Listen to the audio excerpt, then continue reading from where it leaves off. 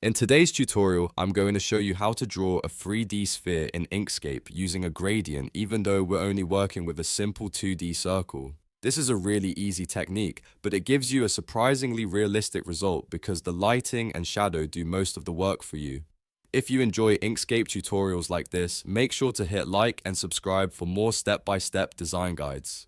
Alright, let's jump right in. First, open Inkscape and select the Circles and Ellipses tool, or press E on your keyboard. Now, hold down Ctrl while you drag on the canvas to create a perfect circle.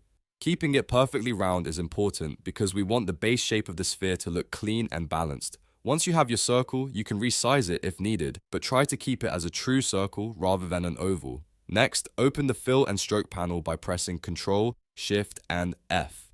This panel is where you control the appearance of your object.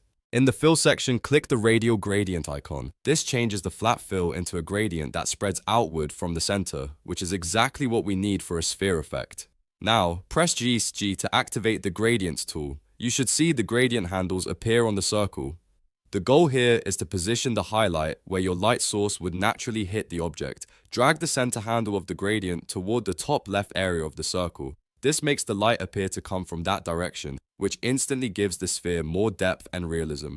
After that, select the outer gradient handle and set it to a darker shade of your chosen color. This darker edge helps create the illusion that the sphere is curving away from the light. Then select the center handle and set it to a lighter shade, almost white, for the highlight. The contrast between the lighter center and darker edge is what makes the shape feel three-dimensional. If the effect looks too strong or too soft, don't worry. You can keep adjusting the gradient handles until the lighting looks natural. A small move can make a big difference, so take your time and experiment with the placement. If you want a blue sphere, for example, use a pale blue or white in the highlight and a deeper blue around the outside. If you want a red or green sphere, the same principle still applies. Now let's make it look even more realistic by adding a shadow underneath. Draw a squashed ellipse below the sphere.